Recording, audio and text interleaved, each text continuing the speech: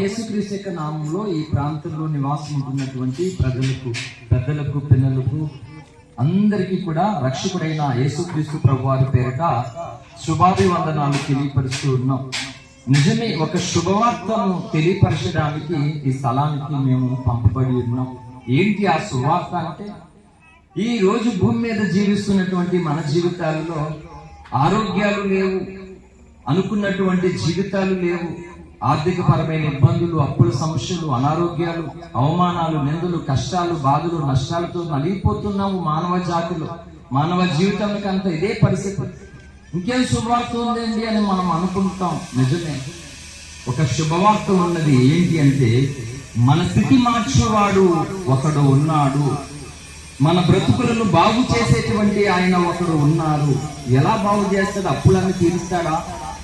ఉన్న సమస్యలన్నీ తీర్చేస్తాడా అంటే, అప్పులు తీర్చకపోవచ్చు. అది ఏంటి అని అంటే, 2000 ఏళ్ల క్రిందట దేవుడు మానవ అవతారము దాల్చి ఈ భూమి మీదకి వచ్చాడు. వచ్చి ఏం చేశాడు అంటే, మన మీద ఉన్నటువంటి సకల దోషములను, పాపములను తన మీద వేసుకుని మనలందరినీ మోక్షానికి వారసులు చేయడానికి తన రక్తాన్ని చిందించి తన ప్రాణాన్ని పెట్టాడు. ఇది మానవ జాతికి శుభవార్త, గుడ్ న్యూస్. ఏంటి? ఎందుకు అంటే, మన దగ్గర ధనమును పెట్టి, బలమును పెట్టి ఒక ప్రాంతానికి, ఇంకొక దేశానికి మనం వెళ్ళగలుగుతాము. చాలా వరకు ఆరోగ్యం లేకపోతే విమాన ప్రయాణం చేయడానికి అవకాశం ఉండదు. ఎందుకంటే మెడికల్ పర్పస్ తప్ప వేరే దేశంలో ఉద్యోగం చేయాలన్నా, వేరే దేశంలో మన నివాసం ఉండాలన్నా ఆరోగ్యం లేనటువంటి వ్యక్తులను చెకప్ చేసి ఆరోగ్యం లేదు వీళ్ళకని రిటర్న్ పంపించేస్తారు మాట ప్రభుత్వాలు. మన దగ్గర ధనం ఉన్నప్పటికీ ఇంకో దేశంలోనికి వెళ్ళడానికి ప్రభుత్వాలు పర్మిషన్ ఉండవు, కొన్ని షరతులు ఉన్నాయి. అలాగనే భూలోకంలో నివసిస్తున్నటువంటి మానవుడు స్వర్గలోకానికి వెళ్ళాలి అంటే తన ధనముతో గాని, బలముతో గాని, ఆస్తి అంతస్తులతో గాని వెళ్ళలేడు. మరి ఎలా వెళ్ళగలడు అంటే, ఎవరైతే జన్మముతో, కర్మముతో ఉన్న పాపము నుండి విడుదల పొందుతారో వారు ఎంత పేద స్థితిలో ఉన్నప్పటికీ కూడా, వారు ఏ మతంలో ఉన్నా సరే, వారు ఏ కులములో ఉన్న వారైనా సరే, జన్మ కర్మ పాపం నుండి విడుదల పొందడానికి దేవుడు చెందించిన పరిశుద్ధ రక్తాన్ని ఆశ్రయిస్తే ఆ మనిషి మోక్షానికి చేరడానికి అవకాశం ఉన్నది. కనుక ఇది మానవ జాతికి ఇది ఒక గుడ్ న్యూస్, ఇది శుభవార్త.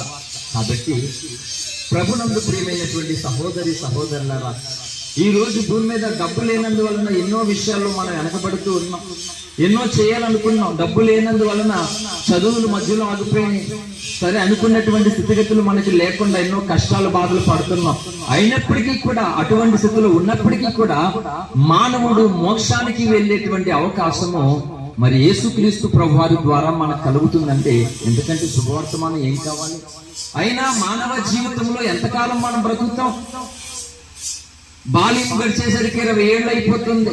వివాహం తర్వాత ఇంకో 20 ఏళ్ళు వచ్చేసరికి 40 ఏళ్ళు జీవితం అయిపోయింది. ఇక అంటే ఏ రకంగా చూసినా మానవ జీవితంలో మానవునికి సంతోషము, సమాధానం, శాంతి అనేది అంతంత మాత్రమే ఉన్నది.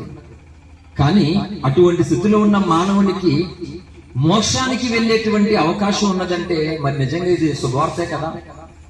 భగవంతుని దగ్గరికి వెళ్ళినటువంటి మానవునికి ముసలితనం ఉన్నదండి. అక్కడ రోగము, అనారోగ్యము, ఆకలి దప్పులు ఉండవు.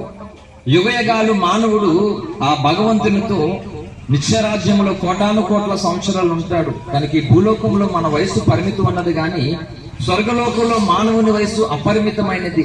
కనుక ఇది మానవ జాతికి అంతటికి శుభవర్తమానం. కాబట్టి నేను కూడా మోక్షానికి వెళ్ళాలి, భూలోకం అయిపోయిన తర్వాత, ఈ భూలోక యాత్ర ముగించిన తర్వాత మోక్షానికి చేరాలని ఎవరైతే ఆశపడతారో, ఎవరైతే హృదయంలో కోరుకుంటారో వాళ్ళు ఒకటే చేయండి. ఏ కులంలోకి వెళ్ళొద్దు, ఏ మతంలోకి వెళ్ళొద్దు, కానీ ఓ భగవంతుడా, నేను మోక్షానికి చేరాలనుకుంటున్నాను, నాకు అవకాశం ఇవ్వండి అని మీరు ఉన్న స్థలంలోనే, మీ మనసులోనే మీరు ఆశపడితే, కోరుకుంటే తప్పుగా సృష్టికర్త అయినటువంటి దేవుడు మీకు ప్రత్యక్షం అవుతాడు, మీతో మాట్లాడతాడు, మోక్షానికి వెళ్ళవలసినటువంటి నియమ నిబంధనలు మీకు తెలియపరుస్తాడు. ఈ మాటలు దేవుడు మన వెనుకడలో ఆశీర్వదించును గాక. ఆమేన్, ఆమేన్.